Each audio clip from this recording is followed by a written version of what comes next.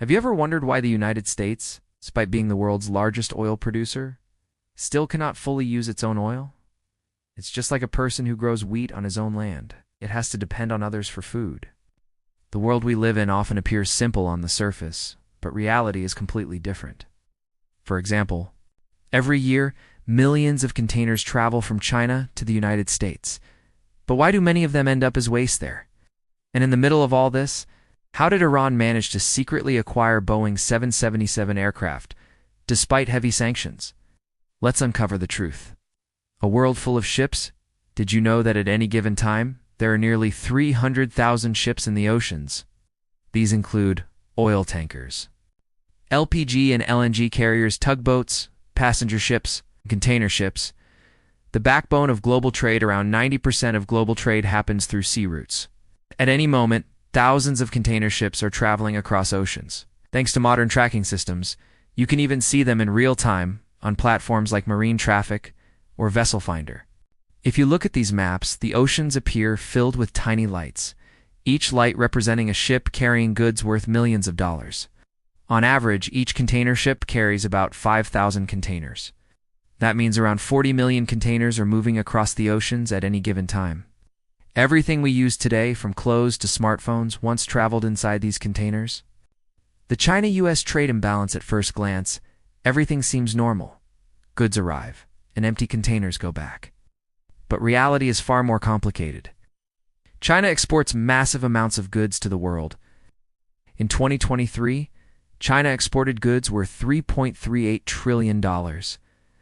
Imported goods worth $2.55 trillion, resulting in a trade surplus of $823 billion. This is where the imbalance begins. The United States is the world's largest consumer economy. It imports far more than it exports. This creates a major problem. Containers arrive in huge numbers, but there isn't enough goods to send back. Only about 40% of containers return filled. So where do the other 60% go? They don't return empty. Instead, they end up sitting in junkyards across the United States. Why containers become waste? Shipping an empty container back to China costs about $3,000. But China can manufacture a new container for just $2,000. So economically, it makes no sense to send empty containers back. That's why millions of containers are left behind. Every year, around 2.5 million new containers are produced. Old containers in the US and Europe are used for storage, converted into homes and offices, or melted down for steel. Each container contains about 2 tons of steel.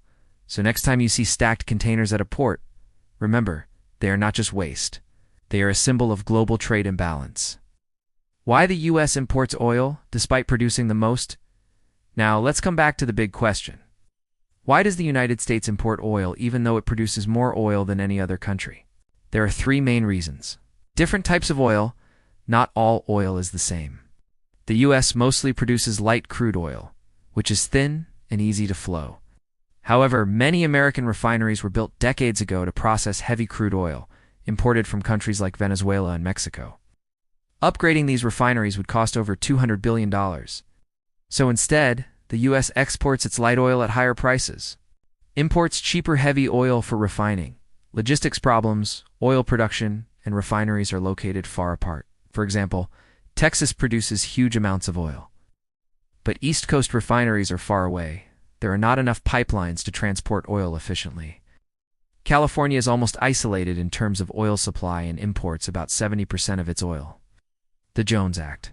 This law requires that goods transported between U.S. ports must be carried on American-built ships, American-owned ships, American crude ships, but U.S. ships are much more expensive. As a result, transporting oil within the U.S. becomes costly, sometimes adding $5 per barrel. So it can actually be cheaper to import oil than to move domestic oil within the country. How Iran secretly acquired Boeing 777 aircraft. Now let's talk about Iran. Due to sanctions, Iran is not allowed to buy aircraft from companies like Boeing. Yet surprisingly, in 2024 to 2025, Iran suddenly obtained 5 Boeing 777 aircraft. How did they do it? The hidden operation. The process was carefully planned over years. Old aircraft were located in Australia's aircraft graveyard, purchased through an intermediary company sent to China, sold to a fake company in Madagascar, re-registered under a different national flag. Moved to Cambodia, where regulations are weaker. The final trick in July 2025. The planes filed a flight plan to Kenya while flying over Afghanistan. They turned off their transponders, disappeared from radar, changed direction, landed in Iran. Soon after, they became part of Mahon Air's fleet.